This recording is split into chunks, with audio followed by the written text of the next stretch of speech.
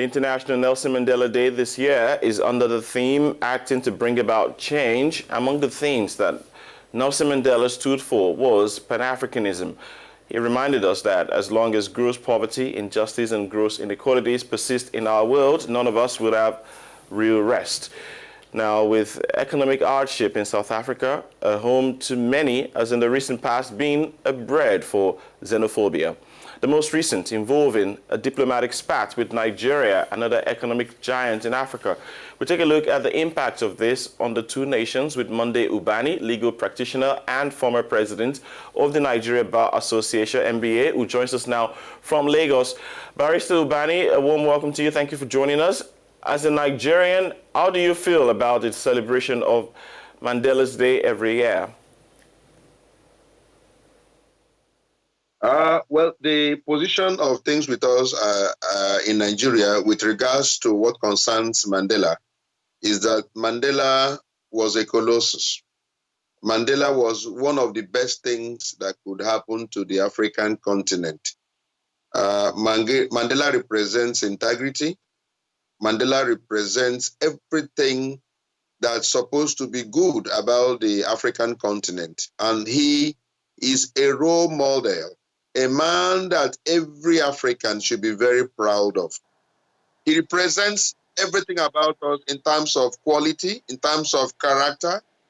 He was a political colossus. And his largeness of heart, in terms of forgiving the wrongs that were done to him, remains ever in human history. And so we are very proud to be associated with Mandela. When Mandela died, yes, I was one of those that we are on the street of Lagos in order to ensure that we raise the consciousness of the model, everything that has to do with Mandela's character, which depicts integrity, which depicts honesty, and also which depicts a man that really understands the environment. Yes, so many things that he stood for: honesty, integrity, forgiveness, largesse of heart, as you say. Almost 1 year ago, Barrister Ubani, Nigerians were victims of xenophobia in South Africa.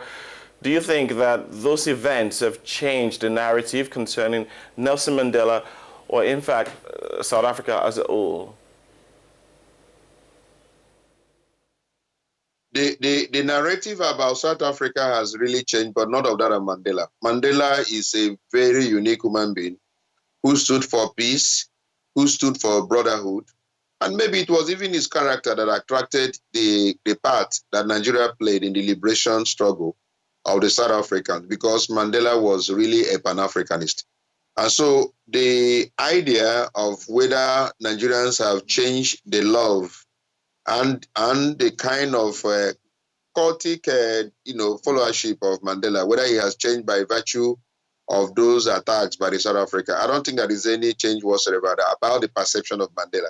But for South Africans, of course, I as an individual have a different perception now of South Africa. I'm not even eager to come to South Africa. I've been to South Africa in 2005. And I enjoy the scenery, beautiful city, beautiful environment, beautiful country. And I was hoping to come back to South Africa, 1 or 2 weeks holiday, in South Africa. But what happened last year, it has changed my perception of South Africa and as a country, even for the citizens. So it's very difficult for me now to be, willing to say, look, I want to go to South Africa, unless where it is absolutely necessary, no longer for any leisure or pleasure.